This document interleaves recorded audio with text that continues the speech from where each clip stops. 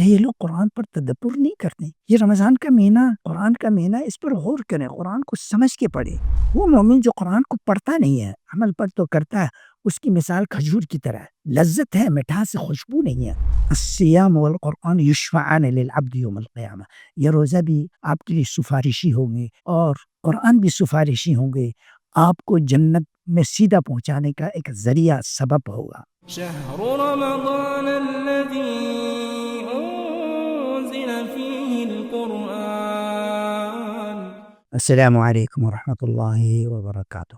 الحمد للہ رب العالمین والصلاة والسلام علی سید المرسلین وعلی آلہ وصحبہ اجمعین. اعوذ باللہ من الشیطان الرجیم. شہر رمضان الذی انزل فیہ القرآن ھدی للناس وبینات من الھدی. ماہ صیام ماہ قرآن ہے. لوگوں کی ہدایت، رہنمائی کے لیے اللہ نے یہ قرآن نازل فرمایا ہے. ٹھیک ہے، قرآن کریم پڑھنے سے ایک ایک حرف سے 10 نیکیاں ملتی ہیں، اور قرآن کریم فیہ شفا، لوگوں کے لیے شفا بھی ہے، بیماریوں کے لیے، روحانی اور جسمانی تمام بیماریوں کی شفا ہے. ہدن، یہ ہدایت ہے. اصل فلسفہ قرآن کی جو ہے نا، ہدایت ہے. افلا یتدبرون القرآن ام علی قلوب اقفالها. کہ یہ لوگ قرآن پر تدبر نہیں کرتے. یہ رمضان کا مہینہ، قرآن کا مہینہ، اس پر غور کریں، قرآن کو سمجھ کے پڑھیں. جو لوگ قرآن پڑھتے ہی نہیں ہیں وہ انتہائی بد نصیب لوگ ہیں. قیامت کے دن اللہ کے نبی کا استغاثہ ہوگا، یا رب ان قوم اتخذوا هذا القرآن مہجورا. میری امت نے قرآن کو چھوڑ دیا. بد نصیبی ہے. ہم دنیا بھر کی کتابیں پڑھتے ہیں، اللہ کا کلام ہم نہیں سمجھتے. وَلَقَدْ يَسَّرْنَا الْقُرْآنَ لِلذِّكْرِ فَهَلْ مِن مُدَّكِرٍ. ہم نے آسان کر دیا قرآن کو، اور تدبر کرنے والوں کے لیے. آیا تم نے کبھی تدبر غور بھی کیا قرآن پر؟ قرآن اتار دیا. اور یہ جشن قرآن کا مہینہ ہے، جشن بھی ہم مناتے ہیں، روزہ رکھ کر، تراویح پڑھ کر، تلاوت سن کر. لیکن آپ اس قرآن کو کبھی کھول کے پورا سمجھا پڑھا؟ وہ مومن جو قرآن کو پڑھتا نہیں ہے، عمل پر تو کرتا ہے، اس کی مثال کھجور کی طرح ہے، لذت ہے، مٹھاس، خوشبو نہیں ہے. لیکن وہ منافق جو قرآن پڑھتا ہے، خارجی ہے، منافق ہے، مشرک ہے، کوئی کافر بھی قرآن پڑھ لیتا ہے، تو اللہ کے نبی صلی اللہ علیہ وسلم نے فرمایا منافق کی تلاوت اس طرح ہے جیسے کہ پھول ہے، وہ گلاب جس سے خوشبو تو مہک رہا ہے مگر خود کڑوا ہے، کانٹوں کے درمیان گہرا ہوا ہے. اس خود کو کوئی پتہ نہیں ہے، مزیدار نہیں ہے، لیکن لوگوں کو خوشبو مہک رہا ہے. لیکن اعلیٰ درجے کی صفت کیا ہے؟ وہ مسلمان جو قرآن پڑھتا ہے، سمجھتا ہے اور اس پر عمل بھی کرتا ہے. کل اترجہ، وہ سنتری کی طرح ہے، مٹھاس ہے، رس ہے، طاقت ہے، فوائد ہے، خوشبو بھی ہے اس میں. سبحان اللہ. اللہ ہمیں قرآن کی خوشبو بھی نصیب فرما، اس کے اندر جو طاقتیں ہمیں نصیب فرما، کما حق قرآن کو سمجھ کر اس پر عمل کرنے کی توفیق عطا فرما. یہ قرآن کا مہینہ ہے، قرآن کا حکم ہے، کتب علیکم الصیام، اس پر ہم نے عمل کرنا، تمام فرائض پر ہم نے عمل پیرا ہونا ہے، تمام محرمات سے اجتناب کرنا ہے. یہ قرآن کی ہدایت ہے، اور قرآن سے دلی محبت کرنا ہے.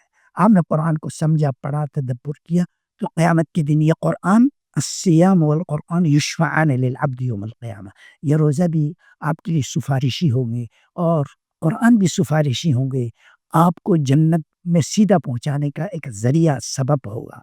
اللہ ہمیں اس سے فائدہ، قرآن سے فائدہ اٹھانے کی توفیق عطا فرما. روزے کے فرائض، واجبات اور آداب کو ملحوظ رکھنے کی توفیق عطا فرما، تاکہ ہمارے لیے سفارشی بن جائے. اتمام حجت ہو گیا، اللہ نے کتاب نازل کر دی. آپ نے اگر قرآن نہیں پڑھی اور قیامت کے دن پوچھا اللہ نے، میں نے کتاب نازل کر دی، تم نے کیوں نہیں پڑھی؟ حلال حرام کو پہچانا کیوں نہیں؟ دنیا بھر کتابیں فلسفوں کو تم نے حل کر لیا، لیکن قرآن نہیں پڑھی، تو کیا جواب دو گے؟ میرے مسلمان بھائیوں، ہم سب اس میں مقصر ہیں، تمام مسلمان کمزور ہیں اس میں. بہت کم ہی ایسے لوگ ہیں جو قرآن کا کما حقہ مطالعہ کرتے ہیں۔ ہم دینی مدارس میں صرف نہ ہو پڑھتے ہیں قرآن کو سمجھنے کے لیے، اصول فقہ پڑھتے ہیں قرآن کو سمجھنے کے لیے، حدیث اور اصول حدیث پڑھتے ہیں قرآن کو سمجھنے کے لیے۔ اگر ہم انہی کتابوں میں الجھ کر رکھ کر قرآن مکمل نہیں کیا تو پھر اصل چھوڑ کر ہم فروعات میں پھنس گئے۔ ہم دنیا کی سارے عصری علوم، سائنس اور ٹیکنالوجی میں بہت آگے ترقی کر لیا، لیکن وہ خالق انسان نے جو قرآن نازل کیا اس کا مقابلہ کچھ بھی نہیں کر سکتا۔ وہ تو ایک جملے میں تمہاری تحقیق سامنے پہلے ہی بتا چکا ہوتا ہے۔ کتنے سائنسدان ہیں قرآن پڑھنے کے بعد وہ مسلمان ہو گئے، اور ہم قرآن کو پڑھتے ہوئے کما حقہ مسلمان نہیں ہو رہے۔ اللہ ہمیں قرآن سے محبت اور اس ماہ رمضان میں اس کا حق ادا کرنے کی توفیق عطا فرمائے۔ سبحان اللہ، یہ مہینہ انا انزلناہ فی لیلۃ القدر، یہ قدر منزلت والی رات، یہ رمضان المبارک کا مہینہ ہے۔ صفدت الشیاطین وبرادت الجن، یہ قرآن کی برکت ہے۔ قرآن کی نزول کے ساتھ شیاطین کو بند کر دیا جاتا ہے۔ وہ لوگ کہتے ہیں یار گناہ تو پھر بھی ہو رہا۔ ہاں ظاہر بات ہے، آپ ایک ہنڈیا کو آگ لگا دیں اور آگ بند بھی کرتے ہیں وہ ابلتا ہی رہے گا، جلتا ہی رہے گا دیر تک۔ گاڑی کو ریس دے کر چھوڑ دیں وہ چلتا ہی رہے گا۔ جس برائی کے راستے پر چھوڑ دیا ہو انسان وہ اس پر چلتا ہی رہے گا، اس کی عادتیں خراب ہو چکی ہیں۔ اللہ ہمیں ہر بری عادت سے اجتناب کرنے کی توفیق عطا فرما۔ جنت کے راستے کھل جائیں گے، فتحت ابواب الجنہ۔ اور پھر صحیح الجانے کی روایت ہے ان للہ عند کل فطر عتقاء، روزانہ افطاری کے ٹائم بے شمار لوگوں کو جہنم سے آزاد کر دیں گے۔ یہ روزانہ ہوگا، سبحان اللہ، ایک دن کی بات، روزانہ لوگوں کو جنت سے آزاد۔ کتنے لوگ پہلی رمضان کو آزاد کر دیں گے، کسی کو دوسرے کو، آخری دن تک آزادی ہوتے رہے گا۔ اللہ ہم سب کو جہنم سے آزاد فرما۔ فمن زحزح عن النار وادخل الجنة فقد فاز، جس کو جہنم سے بچا لیا، جنت میں داخل کر دی، بس یہ اصل کامیابی ہے۔ دنیا کی ترقی وہ کوئی یہ کامیابی نہیں، یہ ہماری مجبوری ہے دنیا میں ترقی کرنا، دنیا میں جینا کے لیے، دنیا میں اپنی ایمان حفاظت کرنے کے لیے، ملک ملت مال دولت مسلمانوں کی حفاظت کے لیے ہمیں یہ ساری جدید ٹیکنالوجی دفاعی سے عمل کرنا پڑتا ہے۔ لیکن اصل کامیابی آخرت کی کامیابی ہے، جنت میں داخلہ ہے۔ لہٰذا اس مہینے میں روزہ رکھو، اور روزے کی برکات میں سے آپ صلی اللہ علیہ وسلم نے فرمایا وَإِنَّ لِكُلِّ مُسْلِمٍ فِي كُلِّ يَوْمٍ وَلَيْلَةٍ دَعْوَةٌ مُسْتَجَابَةٌ، مومن کی دعا قبول ہوتی ہے، خاص کر افطاری کے ٹائم میں زیادہ دعا قبول ہو جاتی ہیں۔ اور اس مہینے میں اگر عمرہ کرے حج کے برابر اس کا ثواب ہوگا، یہ بخاری مسلم کی روایت ہے۔ اور آپ صلی اللہ علیہ وسلم نے فرمایا من صام رمضان ایمانا واحتسابا غفر له ما تقدم من ذنبه، ہر نیکی کے لیے شرط یہ ہے کہ اللہ سے نیکی کی امید رکھتے ہوئے، اجر ثواب سمجھتے ہوئے جب رمضان کا روزہ رکھیں، اور تو اللہ کے نبی صلی اللہ علیہ وسلم نے فرمایا وہ جنتی ہے، وہ جنت میں داخل ہوگا۔ غفر له ما تقدم من ذنبه، سارے گناہ اس کے معاف ہوں گے۔ اور جس نے لیلۃ القدر کا قیام کیا غفر له ما تقدم من ذنبه، جس نے سبحان اللہ سبحان اللہ سبحان اللہ کسی فقیر مسکین کو کھلایا پیا، اس کو پلایا، اس کو بھی گناہ معاف ہو جاتا ہے۔ ایک کتے کو پانی پلانے پر اللہ نے معاف کر دیا۔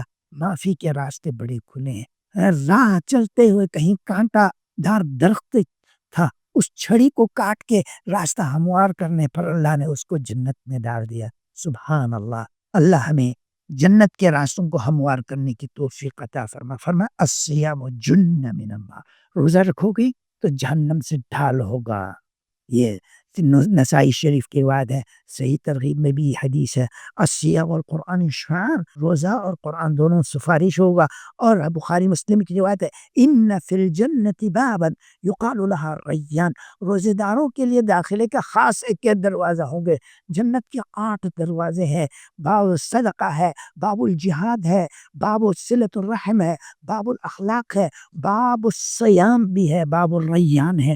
روزے داروں کے لیے خاص دروازہ ہے۔ ام المومنین عائشہ طاہرہ مطہرہ رضی اللہ عنہ پوچھتی ہیں اللہ کے نبی، آپ کی امتی میں کوئی ایسی بھی شخصیت ہے جس کے لیے 8 دروازے کھل جائے، ہر طرف سے بلاوا آ جائے. سبحان اللہ. صدیقہ کو فرمایا صدیقہ تمہارے ابو بکر صدیق کے لیے سارے دروازے کھل جائیں گے. اللہ ہم ان کے درجے پر تو نہیں، ان سے محبت رکھتے ہیں. اسی محبت کے ناطے اللہ تیرے نبی صلی اللہ علیہ وسلم کی محبت کے ناطے، پھر نبی کے آل بیت سے محبت کے ناطے، اصحاب رسول سے محبت کے ناطے، المرء مع من احب، آدمی کا حشر انہی کے ساتھ ہوگا جن کے ساتھ اس کی محبت ہوگی. اسی محبت کی واسطے اللہ نے انہی کے ساتھ جنت میں داخل فرما دے. کسی کو رمضان کا ایک دن مل جاتا ہے، ایک دن کے بعد اگر وہ فوت ہو جاتا ہے، ایک دن کی روزے کی وجہ سے اس کی سارے گناہ معاف ہوگا. من صام یوما ابتغاء وجہ اللہ ختم له بها دخل الجنہ.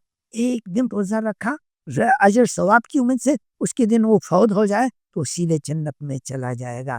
اللہ سے دعا ہے اللہ ہمیں اخلاص کے ساتھ اس مہینے میں روزوں کی اہتمام پابند رہنے کی توفیق عطا فرما. صحت اور سلامتی کے ساتھ سارے روزوں کو رکھنے کی توفیق عطا فرما.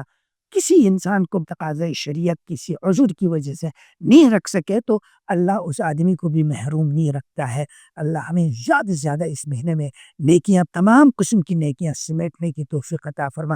صلہ رحمی قائم کرنے کی توفیق عطا فرما.